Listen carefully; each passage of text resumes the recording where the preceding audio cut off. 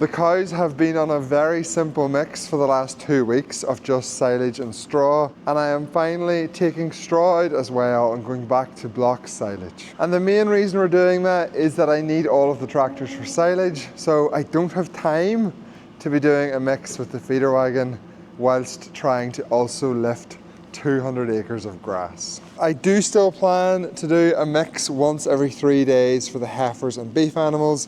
They will be out to the field in the next 2 weeks and we will truly be done. But for the purposes of this video, this is the last time we are using our Siloking feeder wagon. So I figured as we do our final mix after 6 months of having this machine, I should probably do a review. I'm going to split this video into 2 parts. First, we're going to look at the actual Siloking brand. What do I like about this feeder wagon? What do I not like about it? And then we're going to get into the economics of using a feeder wagon on this farm for the first time ever. And finally, we will address my decision. Am I going to buy this machine or is it going back?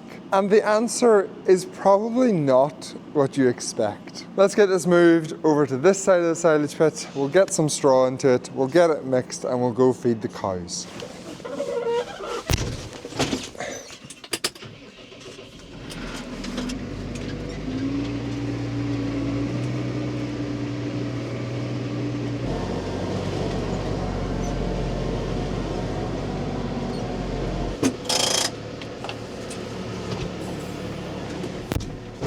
I'm also in a bit of a rush today, but I'm going to try my best to make this video good. We're just putting in 100 kilograms of straw at the minute, which works out at 0.7 kilograms of straw per cow. And we might not even have 100 kilograms today, but I'm not opening a new bale, so whatever goes in, goes in.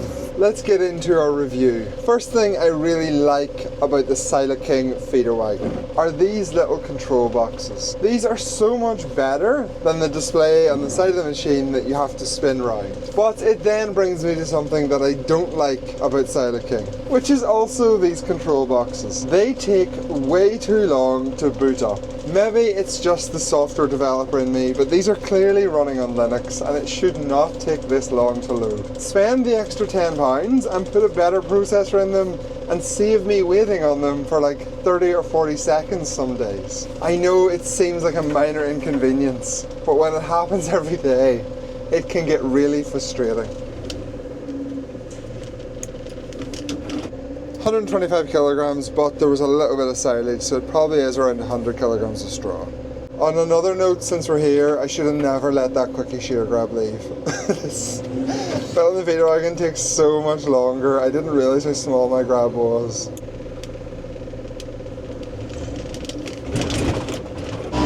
A very straightforward, simple mix today.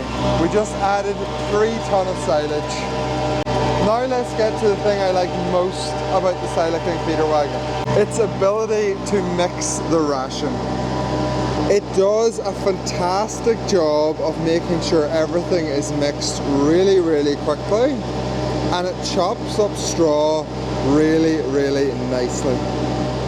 You can best see the mixing and chopping action right here. It really does just pull stuff down to the bottom and then bring it back up to the top. It feels weird that this is going to be my last day doing this with the cows after 6 months. But is it going to be my last day ever? We'll find out soon. Another thing I really like about this Siloking, which I didn't realise was a feature at all, is that it has a wide-angled PTO shaft. So you can go around corners with it still mixing. How is that not a feature on all feeder wagons? I've had multiple people message me asking, how are you turning corners with the mixer going? What it means in practice is whilst I'm driving to the cow house, I can still be mixing and chopping up that straw. I done the figures on the economics of using a feeder wagon last night, and they did really surprise me. Well, they would have surprised me 6 months ago. I did sort of have a sense in my head as to how things would end up. But it's still surprising to see it on paper. Another thing I don't like, and it's another software thing. When I'm feeding each side, I like to zero this counter up here so I know how much comes out. Saves you doing the complicated mathematics. But then to actually open the doors of the machine, I have to go into this menu and then use these buttons. But then my zeroing button is back on the home screen. So I'm constantly having to go back and forth. I could have swore the Kverneling guys told me there was a way to switch around your buttons, but I couldn't figure it out. So if it's not the fact that the button's on the wrong screen, it's the fact that to change the button's positions is too complicated. I am absolutely nitpicking, but I can't make this video only positives. I have to find some negatives, some areas for improvement. Next thing that I really like about the Siloking is how quickly and evenly it feeds out, even when it's only half full.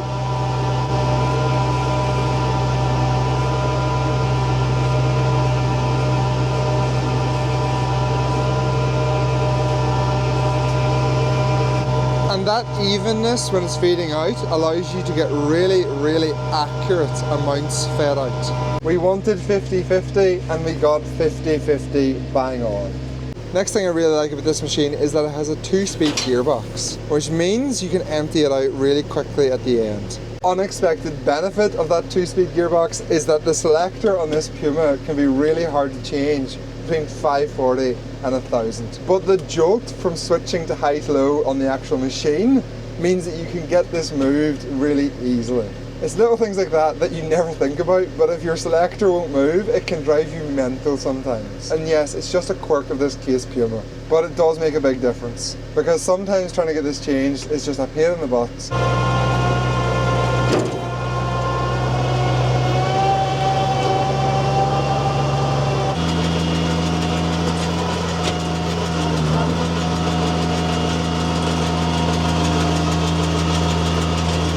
Final thing I want to mention, which I really like about the Siloking, is it's got really good visibility. The front discharge chutes are really clear and easy to see, which means I haven't bent them yet. And when you're reversing, it's really easy to see where the back of the feeder wagon is also. It's one of the things I've learned to appreciate because I've been trying not to damage something I have on demo. Overall, I am extremely impressed with this machine, and other than a few minor software changes, there is nothing I would change. Right, I'm going to hook this off and I'll catch up with you after lunch, and we'll get into the economics of whether using a feeder wagon actually makes a dairy farm more money. Welcome back. My cows broke out, hence why they're back in the house. I don't know why they broke out, they just went through the wire and snapped it. I have a suspicion it was one of the freshly calved cows, but we'll see if they break out tomorrow. Back to the feeder wagon and let's finish this video. So we are going to start with the extra income, and then we're going to chat about the costs. We started feeding with this towards the end of October, and at the point where we started feeding, our milk yield was 1 litre per cow per day, up on the previous year, but our feed rate was also up 1 kilogram per cow per day. So we are feeding more meal, but we are getting slightly more milk, and because of the feed price to milk price ratio being exceptionally good this winter, we were making an extra £37 per day over normal. So that is our baseline before we even started. Then if we skip ahead to the end of October, when we have started feeding meal through our feeder wagon, what did things look like then? Well, we were feeding an astonishing 4.5 kilograms more than we were the previous year. That's per cow per day, by the way. All of this is per cow per day. But we were still only getting that 1 litre extra over last year, which meant that by the end of our first week using this feeder wagon, we were worse off to the tune of £92 per day. But thankfully that changed fairly quickly. By the end of November, the cows had started to react to the extra feed. We were up 2 litres a day and still feeding that extra 4.5 kilograms per day, which meant that we had turned our loss into a profit of £19 per day. We skip ahead to the end of December and we are better off by £78 a day. We were up to 3 litres more every day and we were down to feeding just 4 kilograms extra per cow per day. If we move into January and February, our milk yields have reduced, being only up 2 litres a day on the previous year, but our feed rates had stayed at 4 kilograms extra per day. And because I costed my feed at 23 pence per kilogram and my milk at 46 pence per kilogram, that means we got a difference for January and February of exactly £0 per day. Then when we get to March, things change again. The cows are back to being up 3 litres on the previous year, and we're only feeding an extra 3.5 kilograms per cow per day. Because by that point, I knew I wasn't going to run out of silage. So in March, we were better off to the tune of £100 per day or £3,100 for the month. And when you add all of that together, including how much we lost in the first month, you get a net benefit from feeding all the extra meal of £3,200 over the 180-day winter. That sounds really rubbish. Did we really only gain £3,200? And we still have to factor in all of the costs? Well, no. It's not just £3,200. The bit that we are missing, the bit that I left out, is how much silage the extra meal was replacing. If you remember back to the videos back in the autumn, we needed to save 2 tons a day in order to be sure that we had enough silage. That was the calculated target that I set myself. Turns out I was a little bit cautious, but if you go back and watch that videos, you will see that I stated many times that I was being extremely conservative and cautious. And we did manage to save that 2 tons of silage a day all through the winter. So let's add that in. And we are valuing that silage at £50 a tonne. To be honest, that's probably on the low side since that is some incredible silage. But we're going with £50 a tonne. At 2 tonnes a day over a 180-day winter, we saved about 360 tonnes of silage for the year, which adds up to £18,000.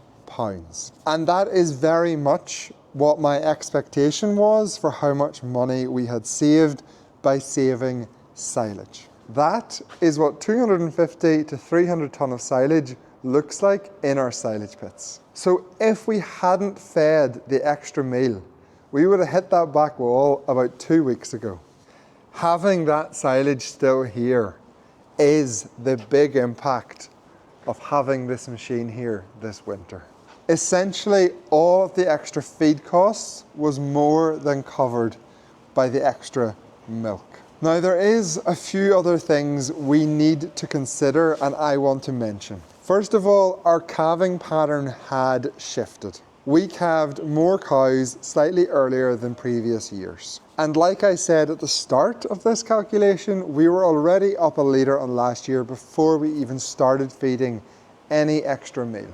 So what I propose we do is we just blank out that extra £3,200 from extra milk over meal cost, and we just say we are better off by how much silage we saved. I think that's a fair way to do it. So our benefit from having this feeder wagon for this winter in saving in silage is £18,000 per year.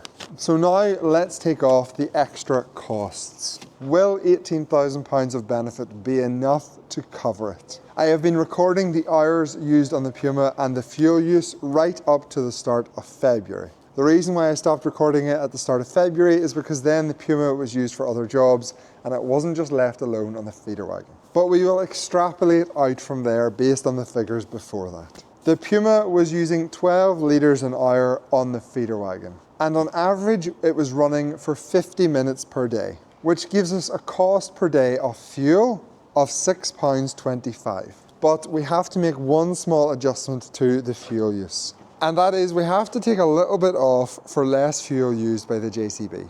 It's not going to be a huge amount, but we've definitely saved fuel because we're not blocking silage back and forth across the yard. And honestly, there is probably as much fuel was saved from having that quickie shear grab here, but I still want to take a little bit off. And I've settled on another conservative reduction of just £1.25 to give us a nice round £5 a day cost for fuel running the feeder wagon on the Puma. So if we multiply that £5 by the 180-day winter, we get a fuel cost of £900 for the year.